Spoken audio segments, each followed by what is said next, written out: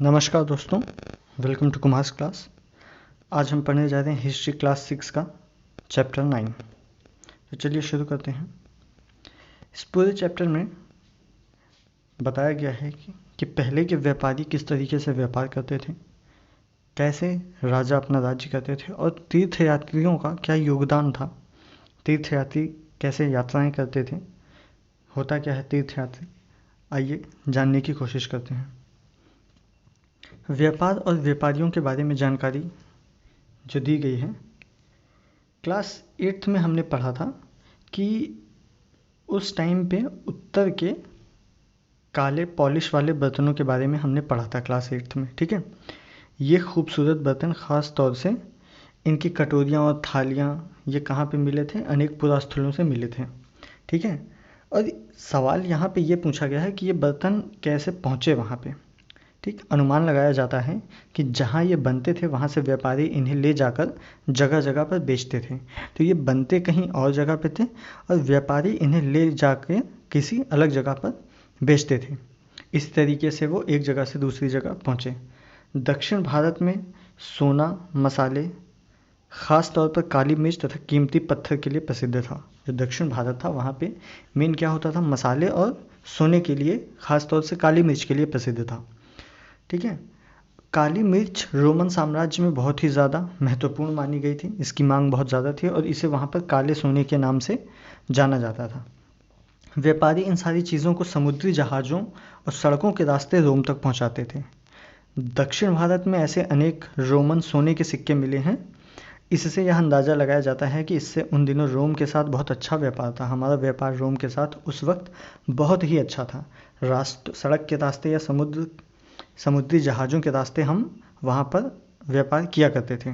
ठीक है, व्यापार से जुड़ी एक कविता मिली है, कुछ खास नहीं है, आप चाहें तो इसको पढ़ लीजिएगा इसमें। ठीक है, बस व्यापार कैसे होता था और किन किन वस्तुओं का व्यापार होता था इसके बारे में ही बताया गया है।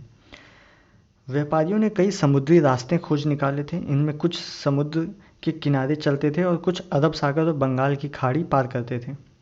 नाविक मानसूनी हवा का फ़ायदा उठाकर अपनी यात्रा जल्दी पूरी कर लेते थे। वे अफ्रीका या अरब के पूर्वी तट से इस उपमहाद्वीप के पश्चिमी तट पर पहुंचना चाहते थे। अफ्रीका या अरब के पूर्वी तट से इस महाद्वीप के कहाँ पर पहुंचते थे, या पश्चिमी तट पर। तो दक्षिणी पश्चिमी मानसून के साथ चलना पसंद करते थे। इन लंबी यात्राओं के लिए मजबूत जहाज़ों का निर्माण किया जाता था। ठीक है, अब समुद्री तट से लगे जो राज्य थे, जो मेन कहाँ पे हैं, ये दक्षिणी भाग में, जो बड़ा तटीय प्रदेश है दक्षिणी भाग में, इसमें बहुत से पठार, पहाड़ और नदी के मैदान हैं।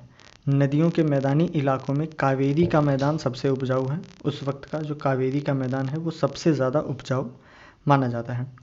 ठीक है, और मैदानी इलाकों तथा तटीय इलाकों के सरदारों और राजाओं के पास धीरे धीरे काफ़ी संपत्ति और शक्ति हो गई है। ठीक है, एक संगम कविता है, उसमें मूवेंदार की चर्चा मिलती है। यह एक तमिल शब्द है। मूवेंदार क्या है, यह एक तमिल शब्द है जिसका अर्थ होता है तीन मुखिया। इसका प्रयोग 3 शासक परिवारों के मुखियाओं के लिए किया जाता था। ठीक है, 3 शासक परिवार के मुखियाओं के लिए किया जाता था। और ये कौन कौन से थे, चोल, चेर तथा पांड्य। इनके बारे में हमने पढ़ा था पहले। ठीक है, इस राज्य के बारे में जो मानचित्र हमने कल देखा था उसमें चोल, चेर तथा पांड्य दक्षिण के राज्य थे। ये कहाँ पे थे वो आप देख लीजिएगा कल के चैप्टर में। आपने नहीं देखा है तो कल का देख लीजिएगा चैप्टर। जो 2300 साल पहले दक्षिण भारत में काफ़ी शक्तिशाली माने जाते थे। जो ये राज्य थे चोल, चेर तथा पांड्य, ये काफ़ी शक्तिशाली राज्य थे। ठीक, इन मुखियाओं के सत्ता के 2-2 केंद्र हुआ करते थे। इनमें से एक सत्ता था वो तटीय केंद्र था और दूसरा अंदरूनी हिस्सा हुआ करता था। ये बहुत ही महत्वपूर्ण केंद्र माने जाते थे। इनमें क्या था कि पत्तनपुहार तथा कावेरी पट्टनम, और दूसरा क्या था, जो उनकी पांड्यों की राजधानी थी मदुरै। ये सबसे महत्वपूर्ण स्थान माने जाते थे। ये मुखिया लोगों से नियमित कर के बजाय उपहार की मांग करते थे। ये करते क्या थे, कर की बजाय उनसे उपहार की मांग करते थे। और कभी कभी ये सैनिक अभियानों पर भी निकल पड़ते थे और आसपास के इलाकों से शुल्क वसूला करते थे। इनमें से कुछ धन वे अपने पास रख लेते थे, बाकी अपने समर्थकों, नातेदारों, रिश्तेदारों या सिपाहियों तथा कवियों के बीच बांट देते थे। ठीक, ये संगम कहानियाँ, जो अनेक संगम कहानियों ने उन मुखियाओं की प्रशंसा में कविताएं लिखी हैं, उन्हें कीमती जवाहरात, सोने, घोड़े, हाथी, रथ और सुंदर कपड़े दिया करते थे। हमें जो सारी चीज़ें पता चल रही, ये कहाँ से पता चल रही हैं कि ये सुविंदार की चर्चा मिलती है कविताओं के संगम से, ठीक है, यहाँ से ये मुविंदार संगम साहित्य। इसके लगभग 200 वर्षों के बाद पश्चिम भारत में सातवाहन नामक राज्यवंश का प्रभाव बढ़ गया था। सातवाहनों का सबसे प्रमुख राजा गौतमी पुत्र श्री सातकर्णी था। गौतमी पुत्र, गौतमी इनकी माता थे और राजा का नाम क्या था? सातकर्णी। उसके बारे में उसकी माँ गौतमी बालाश्री द्वारा दान किया गया एक अभिलेख से पता चलता है। उसकी जो माँ थी गौतमी बालाश्री, उन्होंने एक दान किया था, उस अभिलेख से हमें पता चलता है सातकर्णी के बारे में। और अन्य सभी सातवाहन शासक जो थे वो दक्षिणा पंथ के स्वामी कहे जाते थे। दक्षिणा पंथ का शाब्दिक अर्थ क्या होता है कि दक्षिण की ओर जाने वाला रास्ता, जो रास्ता दक्षिण की ओर जाता है उसे क्या कहा जाता है? दक्षिणा पथ। पूरे दक्षिण क्षेत्रों के लिए भी यही नाम प्रचलित था। श्री सातकर्णी ने पूर्वी, पश्चिमी तथा दक्षिणी तटों पर अपनी सेनाएं भेजी थी।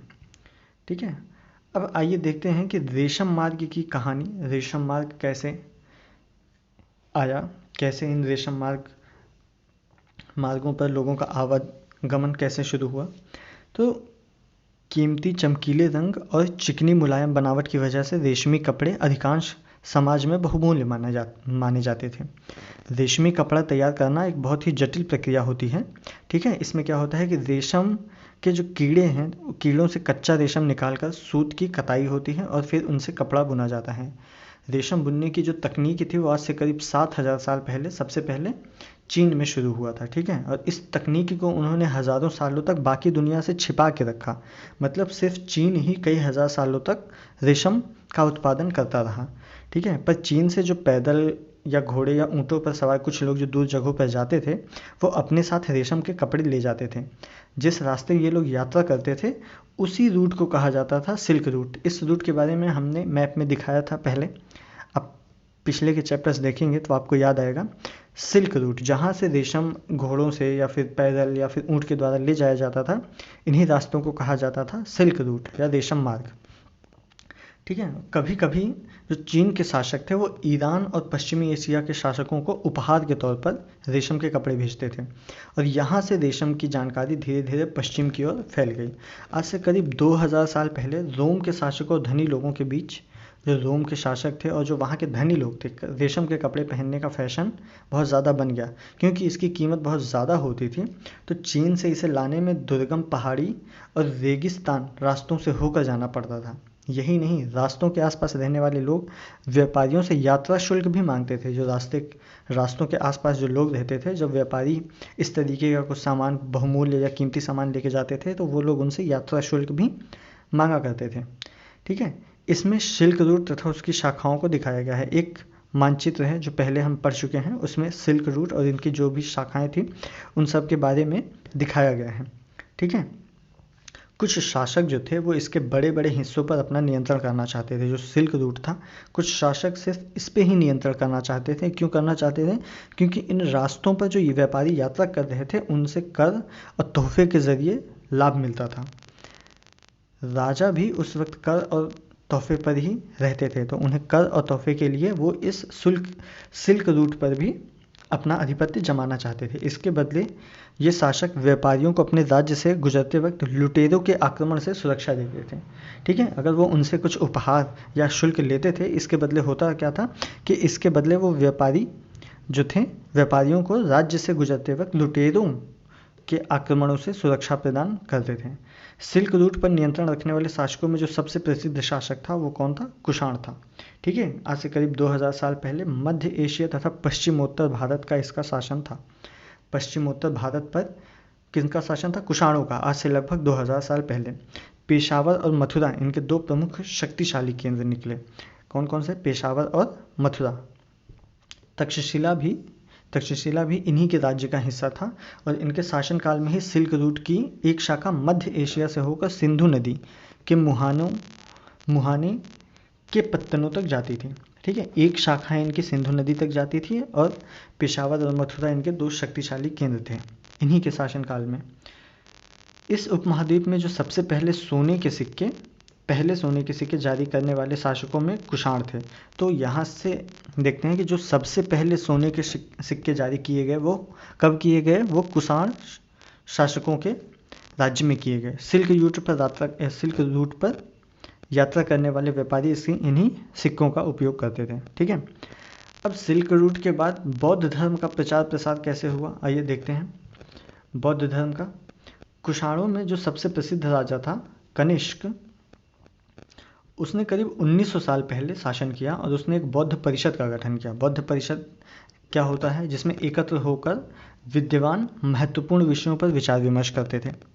बुद्ध की जीवनी, बुद्ध चरित्र के रचनाकार कवि क्या थे, उनका नाम क्या था, अश्वघोष, कनिष्क के दरबार में रहते थे। अश्वघोष तथा अन्य बौद्ध विद्वानों ने अब संस्कृत में लिखना शुरू किया था। पहले ये लोग किस भाषा में लिखते थे, पहले प्राकृत और पाली भाषा में लिखते थे, अब इन्होंने संस्कृत भाषा में लिखना शुरू कर दिया था अश्वघोष ने। ये कहाँ पे रहते थे, कनिष्क के दरबार में।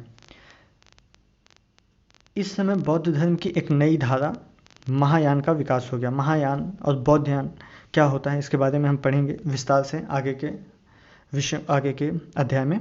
तो अभी ये देखिए कि एक नई धारा जो बौद्ध धर्म से निकली, उसका नाम क्या था, महायान। इस धारा का विकास हो गया था, जिसकी दो मुख्य विशेषताएं थी। जो पहली विशेषता थी वो क्या थी कि मूर्तियों में बुद्ध की उपस्थिति जो होती थी सिर्फ कुछ संकेतों के माध्यम से दर्शाई जाती थी।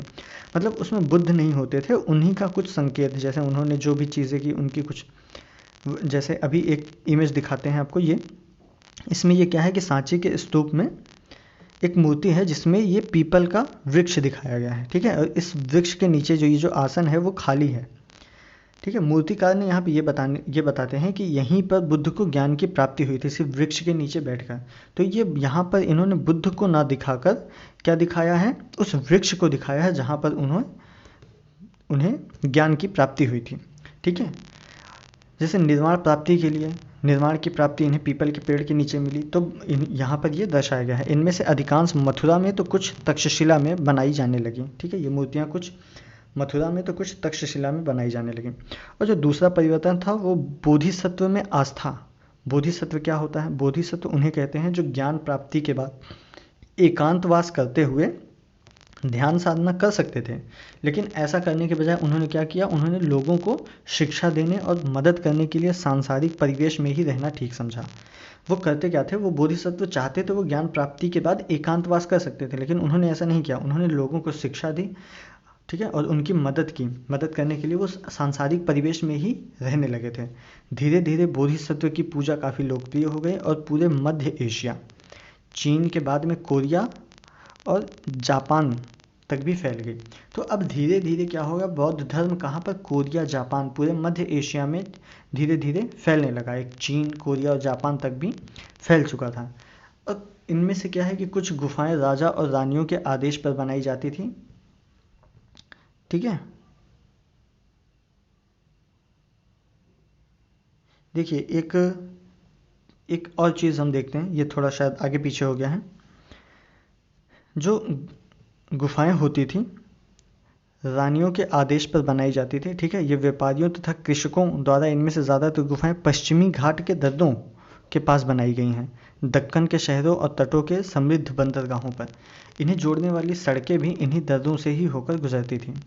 ठीक, और इन गुफाओं वाले मठों में विश्राम के लिए रुकते थे। जो यात्री होते थे वो विश्राम के लिए यहाँ पर रुकते थे। बौद्ध धर्म में दक्षिण पूर्व की ओर कहाँ कहाँ बौद्ध धर्म का विस्तार हुआ, श्रीलंका, म्यांमार, थाईलैंड और इंडोनेशिया सहित दक्षिण पूर्व एशिया के अन्य भागों में भी फैला। ठीक है, इस तरीके की कुछ मूर्तियाँ मिली हैं, कुछ तक्षशिला और मथुरा से। ठीक, थेरावाद नामक बौद्ध धर्म का आरंभिक रूप इन्हीं क्षेत्रों में कहीं प्रचलित था। कार्ले की गुफा, ये जो गुफाएं बनाई गई थी इस तरीके की हैं, ये महाराष्ट्र में है कार्ले की गुफा। ठीक, तीर्थयात्रियों की जिज्ञासा, तीर्थयात्री जो होते थे वो क्या, उनकी जिज्ञासा क्या थी। व्यापारी काफिले में तथा जहाज़ों पर दूर जाया करते थे, बहुत से तीर्थयात्री भी उनके साथ यात्रा पर निकल पड़ते थे। तो उस वक्त के जो व्यापारी होते थे वो काफिले में जहाज़ों से दूर दूर तक जाया करते थे।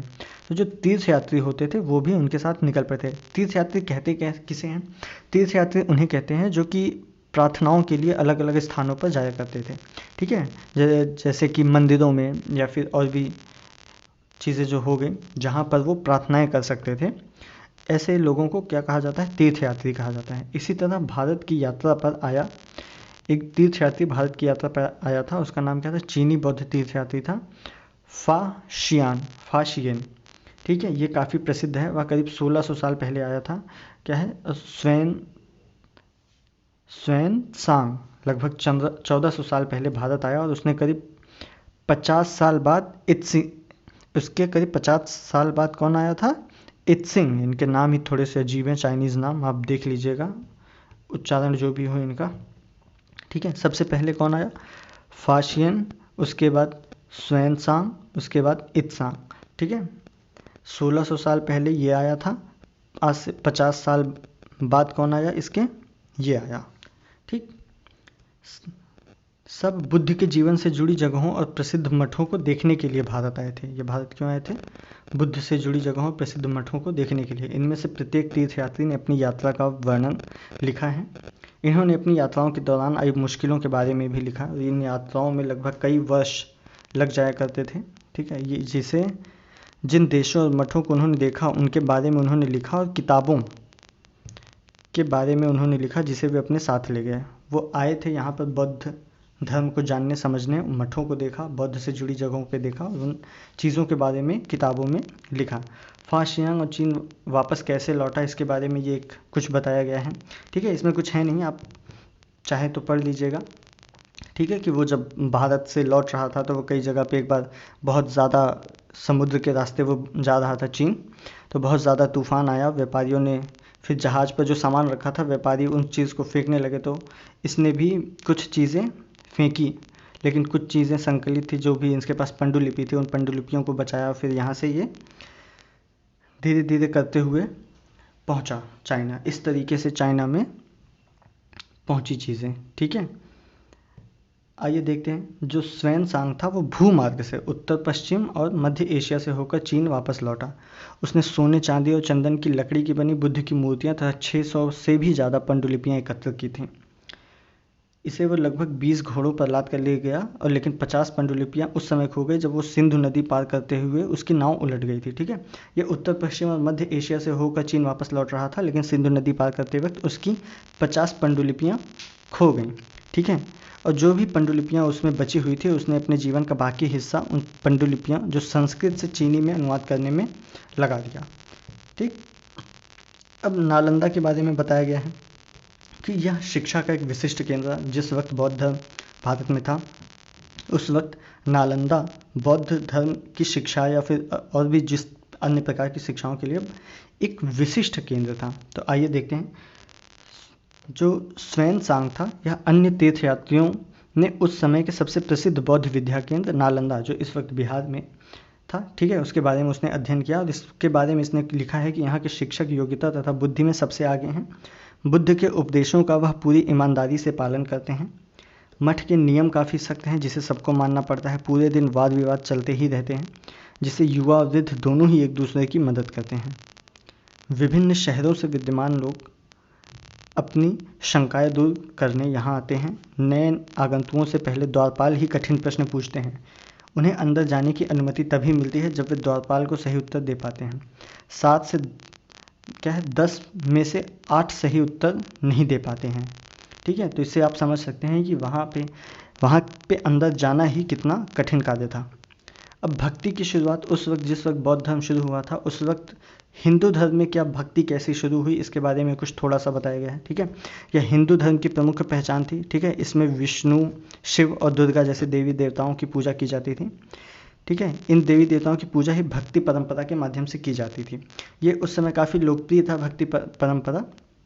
किसी देवी या देवता के प्रति श्रद्धा को ही भक्ति कहा जाता था।